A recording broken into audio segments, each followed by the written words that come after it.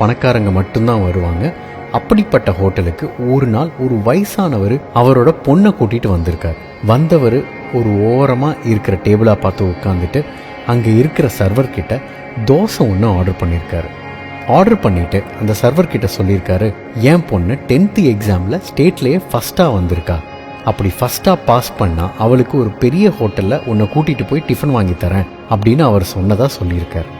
அதுக்கு அந்த சர்வர் அந்த பொண்ணுக்கிட்ட கங்க்ராச்சுலேஷன்ஸ் பண்ணிவிட்டு அந்த பெரியவரை பார்த்து உங்களுக்கு என்ன வேணும்னு கேட்டிருக்காரு. அதுக்கு அந்த பெரியவர், எனக்கு எதுவும் வேணாம்ப்பா, ஒரு தோசை வாங்க தான் என்கிட்ட காசு இருக்குது, அதை என் பொண்ணுக்கு வேணும், அதனால் ஒரே ஒரு தோசை மட்டும் போதும்னு சொல்லியிருக்காரு. இதை கேட்ட அந்த சர்வர் மனசு கேட்காம அங்கிருந்த ஓனர்கிட்ட போய் ஃபஸ்ட்டு மார்க் வாங்கினதால அந்த பொண்ணோட அப்பா ட்ரீட் வைக்க கூட்டிகிட்டு வந்திருக்காரு. அவருக்கு இன்னொரு தோசை வாங்க காசு இல்லை, அதனால் ஏன் சார்பாக நான் அவருக்கு டிஃபன் வாங்கி தரேன், இப்போவே உடனே கொடுக்க என்கிட்ட காசு கிடையாது, அதனால் என் சம்பளத்தில் கழிச்சுக்கோங்க அப்படின்னு சொல்லியிருக்காரு. இதை கேட்ட அந்த ஓனர், நீ உன் சம்பளத்தில் கொடுக்க வேண்டாம், நானே என்னோட காசில் அந்த பொண்ணுக்கு ட்ரீட் தரேன்னு சொல்லி அந்த பொண்ணுக்கும் அப்பாவுக்கும் மட்டும் இல்லாமல் அங்கே சாப்பிட்டுட்டு இருந்த எல்லாருக்குமே ஃப்ரீ அப்படின்னு சொல்லியிருக்காரு.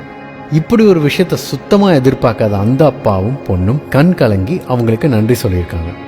இது நடந்து ரொம்ப வருஷம் கழிச்சு அந்த பொண்ணு படித்து முன்னேறி IAS எக்ஸாமில் பாஸ் பண்ணி அந்த ஊருக்கே கலெக்டராக வந்திருக்கு. கலெக்டர் ஆஃபீஸ்லேருந்து அந்த ஹோட்டலுக்கு ஒரு நியூஸ் போயிருக்கு.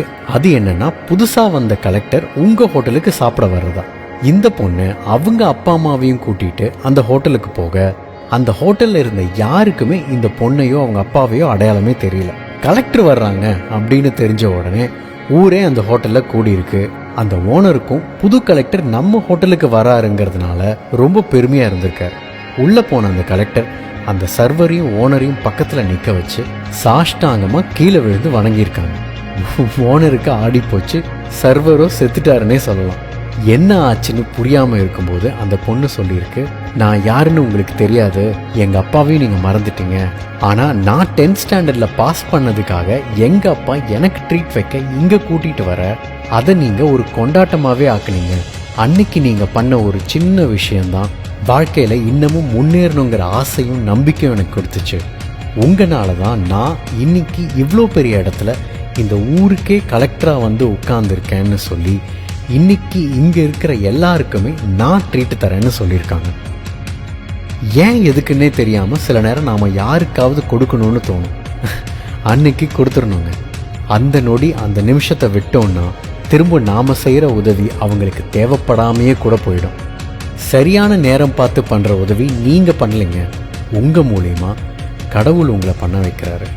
ஏன் பண்ணணும், எதுக்கு பண்ணணும், என்ன காரணத்துக்காக பண்ணணும் அப்படின்னு நீங்கள் யோசிச்சுட்டு இருந்தீங்கன்னா அந்த உதவி காலம் தாழ்த்தி தான் போய் சேரும். அது கடைசியாக உதவியாக இருக்காதுங்க. எக்ஸ்ட்ரா ஒரு தோசை வாங்க கூட காசு இல்லாத ஒரு அப்பாவோட நிலைமையை அந்த சர்வர் புரிஞ்சுக்கிட்டாரு. சம்பளம் வாங்குற சர்வருக்கு இப்படி ஒரு மனிதாபிமானம் இருக்கிறத அந்த ஓனர் புரிஞ்சுக்கிட்டாரு. அவங்க அன்னைக்கு பண்ண அந்த உதவி தானும் நிறைய பேருக்கு இப்படி உதவி பண்ணணும் அப்படிங்கிற எண்ணத்தை அந்த பொண்ணு மனசில் விதைச்சிருக்கு. அதனால தான் உங்களுக்கு செய்யணும்னு தோன்ற ஒரு உதவியை காலம் தாழ்த்தாமல் செய்யுங்க. தேங்க்யூ. உன் வாழ்க்கை உன் கையில்.